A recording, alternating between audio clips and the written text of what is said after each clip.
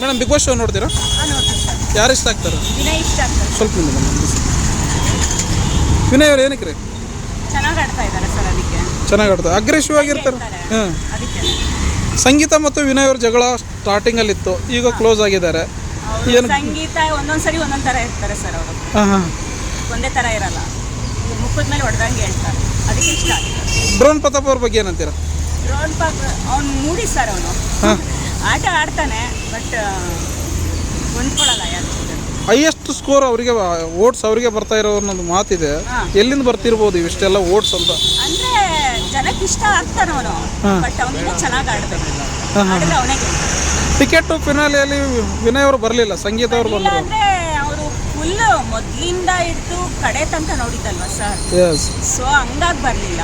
But ಮೋಸ ಆಯಿತು, ಕೊಡಬೇಕಾಗಿತ್ತು ಅವನಿಗೆ, ಅದು ನಮಗೆ ಬೇಜಾರಿದೆ. Sudeep sir Bigg Boss show ಹೇಗೆ ನಡೆಸ್ತಾರಮ್ಮ? ಚೆನ್ನಾಗಿ ನಡೆಸ್ತಾರೆ ಸರ್, ಅದಕ್ಕೋಸ್ಕರನೇ ನೋಡೋದು. ಈ ವಾರ ಎಲಿಮಿನೇಟ್ ಯಾರಾಗ್ಬೋದು ಅಂತೀರಾ? ವಾರ ಅಮೃತ ಅವರು, ಅಂದರೆ ತುಕಾಲಿ ಅವರು. ಹಾಂ ಹಾಂ ಹಾಂ. ವರ್ತೂರು ಸಂತೋಷ್ ಅವ್ರ ಬಗ್ಗೆ ಏನಂತೀರಾ? ಚೆನ್ನಾಗಿ ಆಡ್ತಾರೆ ಸರ್. ಹಳ್ಳಿಕಾರು ಚೆನ್ನಾಗಿ ಆಡ್ತಾರೆ. ಹಾಂ. ನಮ್ಮ ಕಡೆಯವರೇ ಅವರು. ತನಿಷಾ ಕುಪ್ಪಂಡ ಅವರು ಚೆನ್ನಾಗಿ ಆಡ್ತಾರೆ. Sir. Okay sir, thank you.